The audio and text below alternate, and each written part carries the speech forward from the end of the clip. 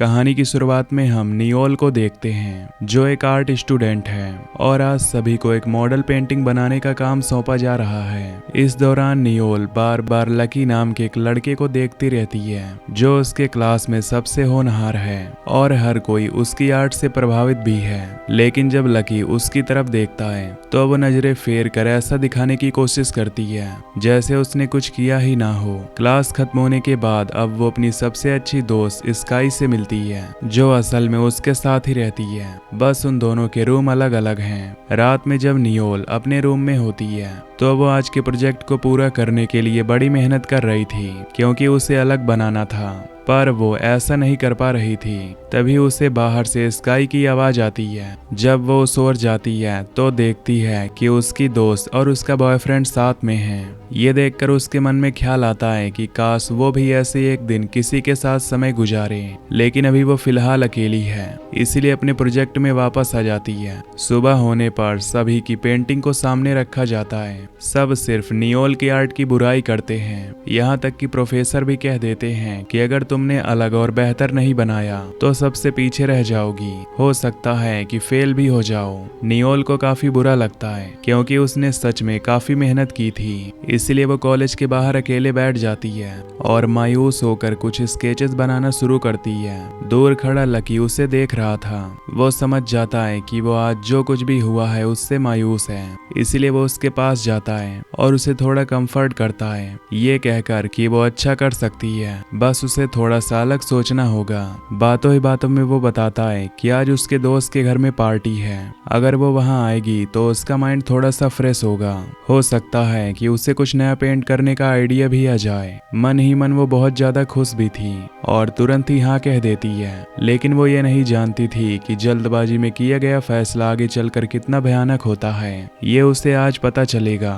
अब जैसे ही शाम होती है, नियोल अपनी तैयारी शुरू कर देती है। वो एक अच्छी सी ड्रेस चूज करती है और बड़ी ही खुशी के साथ खुद को तैयार करती है। ये देखकर उसकी दोस्त स्काई पूछती है कि क्या तुम्हें वो लड़का पसंद है। नियोल शर्मा जाती है, लेकिन उसकी चुप्पी सब कुछ बता देती है। इस पर स्काई खुश थी उसके लिए, क्योंकि अब उसकी जिंदगी में कोई अच्छा लड़का आएगा जिसके लिए वो इतने दिनों से इंतजार कर रही थी।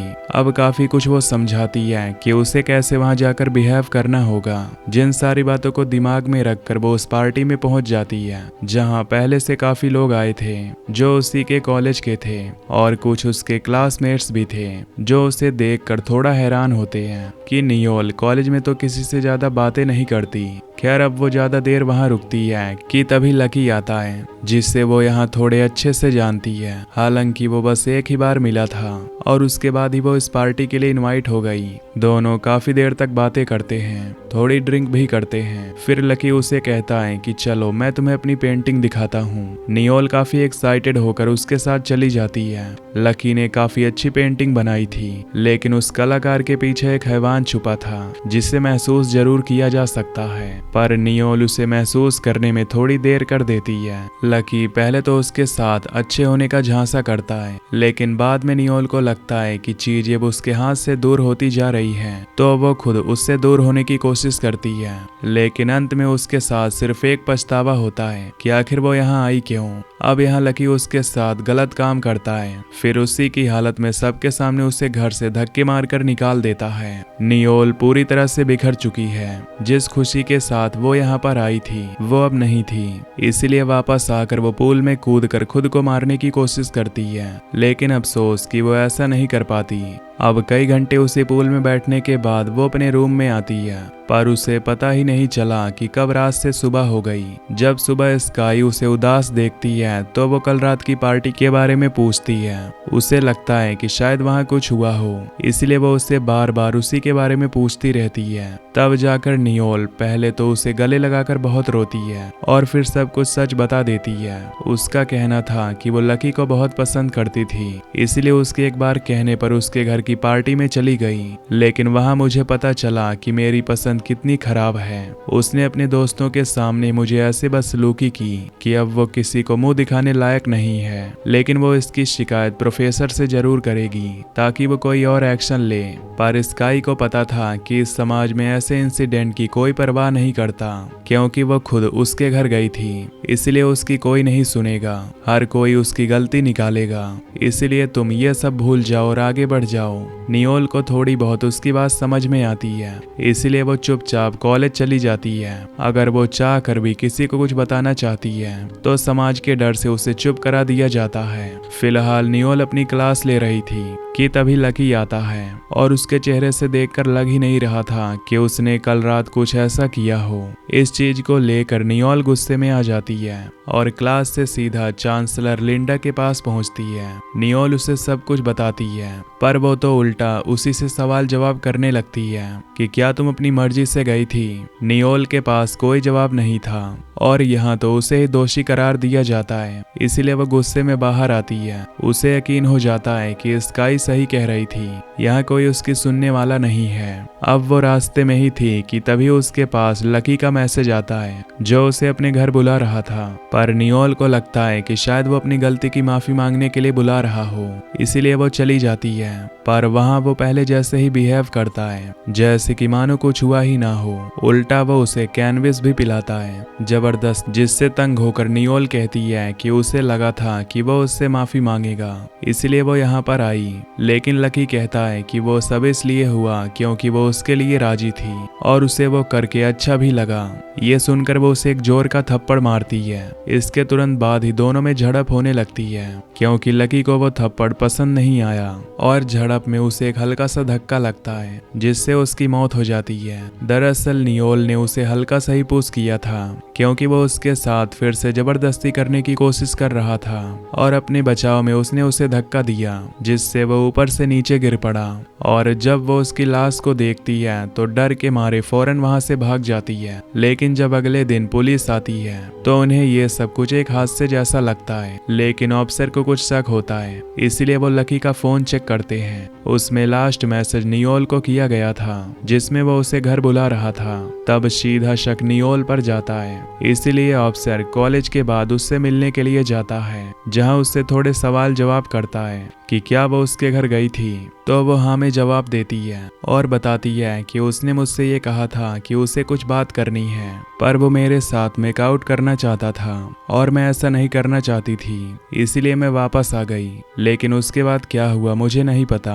ऑफिसर उसकी बात पर यकीन तो कर लेता है, लेकिन जाते जाते वो उसे अपना कार्ड देते हुए कहता है कि हमें तुम्हारी जरूरत पड़ सकती है, बाकी अगर कुछ और बताना हो तो इस नंबर पर कांटेक्ट करना। घर आकर नियोल इस केस के चक्कर में काफी परेशान थी, लेकिन अब उसे कुछ समझ नहीं आ रहा है कि वो क्या करे, क्योंकि उसके पास अब कहीं भागने का भी ऑप्शन नहीं था। इस बीच उसे एक केस के बारे में पता चलता है। दरअसल आज से 3 साल पहले एक सुमी नाम की लड़की के साथ भी ऐसी कुछ घटना हुई थी, जिसमें वो एक लड़के के कहने पर पार्टी में गई थी, जहां कुछ लड़कों ने उसके साथ गलत काम किया था। यहाँ तक कि उन्होंने उसकी फुटेज भी रिकॉर्ड की थी, जो कि पूरे कॉलेज में वायरल हो चुकी है उस समय, जिसके चलते सुमी ने पुलिस में कंप्लेंट रजिस्टर करवाई। लेकिन अंत में पुलिस ने ये कहकर उन तीनों लड़कों को छोड़ दिया कि उनका चेहरा साफ नहीं दिख रहा है फुटेज में, तो हो सकता है कि कोई और हो।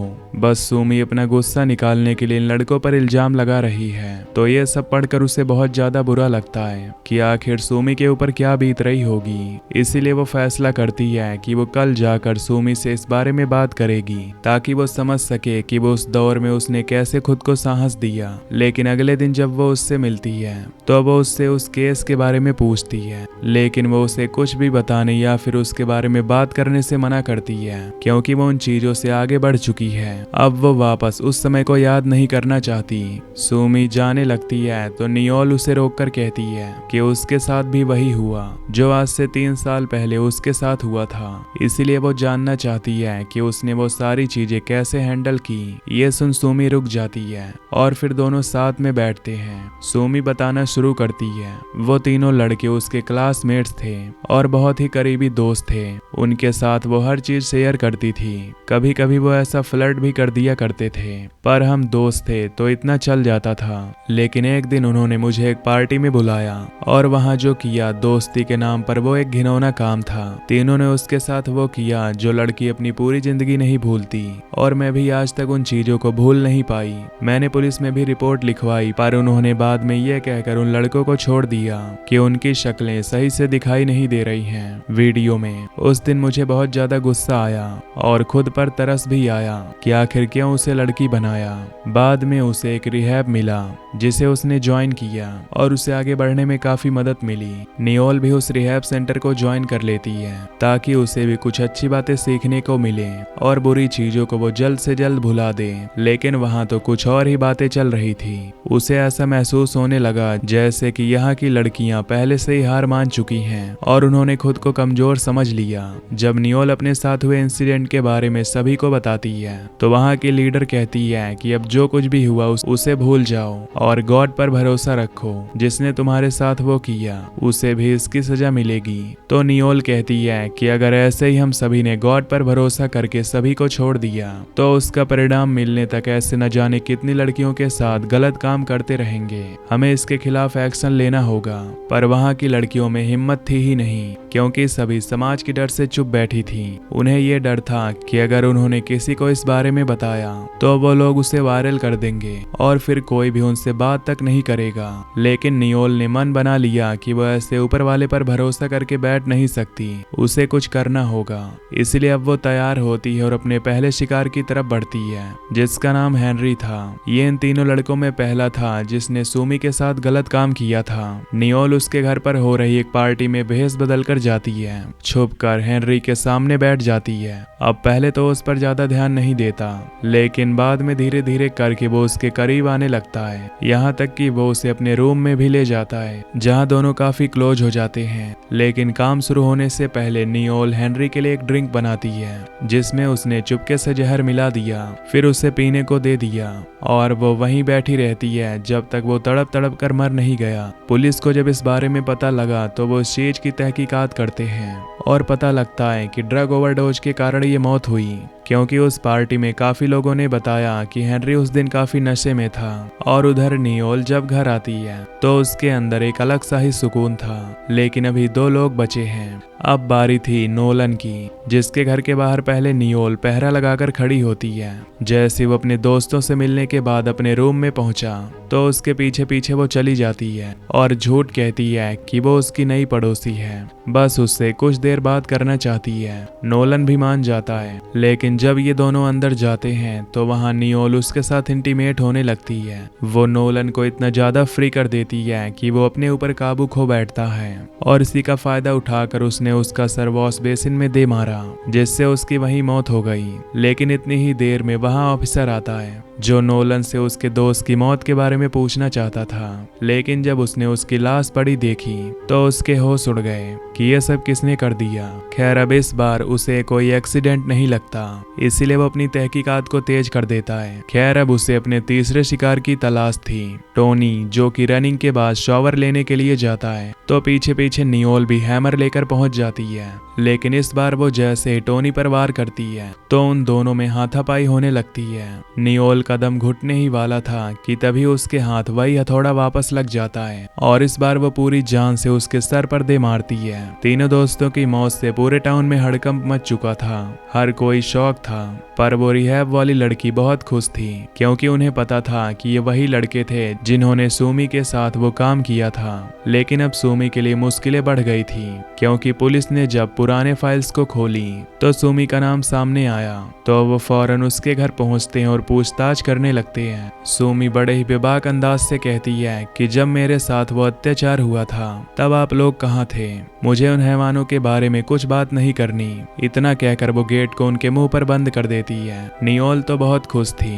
वो अपने दोस्त को घर पर भी बुलाती है ताकि दोनों अच्छा समय बिता सकें, जो उसके करीब आने की भी कोशिश करता है। नियोल को भी इसमें कोई परेशानी नहीं थी, लेकिन जैसे वो एक हद तक करीब आया उसे वही मंजर याद आ गया और वो उसे फौरन पीछे धक्का दे देती है और वापस घर जाने को बोलती है। इतने में उसे अपनी दोस्त स्काई की रोने की आवाज आती है। वो किचन में जाती है तो देखती है कि वो अपना हाथ काट रही थी। ये देखकर वो उसे तुरंत रुकने को कहती है और वजह पूछती है तो वो बताती है कि जो उसके साथ हुआ था वो उसके साथ भी हो रखा है और जब जब उसे वो दिन याद आता है तब तब वो खुद को मारने की कोशिश करती है। अब नियोल उससे पूरी कहानी पूछती है। वो कुछ भी बताने से इनकार करती है। तब वो खुद यूनिवर्सिटी जाती है और कुछ पुरानी फाइल्स को चेक करने लगती है, जिसमें उसे स्काई की फाइल मिलती है जिसमें डेजी नाम लिखा था, जिससे वो समझ जाती है कि उसके साथ ये सब कुछ बुरी तरह हुआ है, इसलिए उसने अपना नाम तक बदल लिया। लेकिन उस फाइल में फोटो उसी की थी और हर पन्ना उसकी इस कहानी को बयां कर रहा था। पुलिस की रिपोर्ट में तो स्काई को मेंटली डिसऑर्डर बता दिया गया, जिससे कि उन दोनों दोषियों को रिहा कर दिया गया। स्काई को हमेशा के लिए गिल्ट के साथ जीने को मजबूर कर दिया। अब वो यूनिवर्सिटी से फाइल को चुरा लेती है और घर ले आकर पढ़ना शुरू करती है। इंटरनेट पर भी इस केस के बारे में पढ़ती है। तभी वहां स्काई आ जाती है, लेकिन उसे कुछ पता नहीं चलता क्योंकि मौके पर नियोल ने फाइल को छुपा दिया। उसे अब पता चल गया था कि अगला काम क्या है, इसीलिए वो केल्विन का पता निकाल लेती है गूगल से और फिर उसके घर पहुंचती है। वो देखती है कि उसका एक परिवार है, पर इससे उसे कोई फर्क नहीं पड़ता।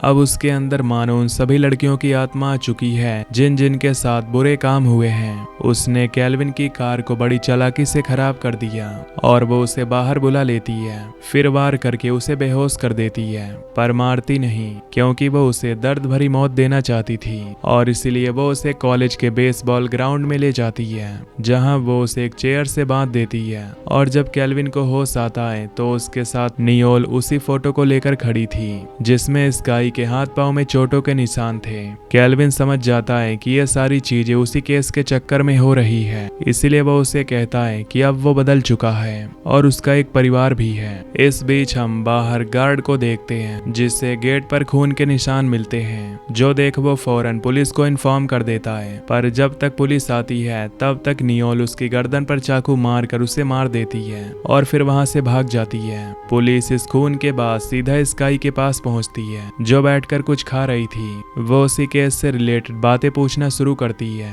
जो सुन वो घबराकर भाग जाती है। उसे पता था कि ये काम किसका है क्योंकि उसने कल रात नियोल के कपड़ों पर खून देखा था, पर उसे लगा शायद वो ड्रिंक होगी। लेकिन जब उसने उन्हीं कपड़ों को वापस देखा तो वो खून से सने पड़े थे और साथ में स्काई की वो पुरानी फोटोज भी थी। तभी नियोल भी आ जाती है, जिसके सामने वो गुस्से में कहती है कि तुमने सब कुछ फिर से शुरू कर दिया। मैं इन चीजों को भुलाने की कोशिश कर रही थी। पुलिस मेरे से पूछताछ करने के लिए आई थी और केल्विन होश में आते ही सबको बता देगा, पर नियोल उसे समझाती है कि ऐसा कुछ नहीं होगा, खुद जाकर वो सरेंडर कर देगी। लेकिन अगली सुबह जब नियोल स्काई के रूम में जाती है तो वो देखती है कि उसने खुद को मार लिया और पास में एक नोट भी छोड़ा था जिसमें उसने लिखा था कि जब पुलिस अपना काम नहीं करती तो हमें खुद अपने हाथों में कानून लेना पड़ता है। उसकी मौत का जिम्मेदार नियोल खुद को मानना शुरू कर देती है, पर वो किसी को कुछ नहीं बताती, बल्कि पुलिस को तो ये लगने लगा कि स्काई ने ही सब कुछ किया है, जिसके बाद गिरफ्तारी के डर से उसने खुद को मार लिया।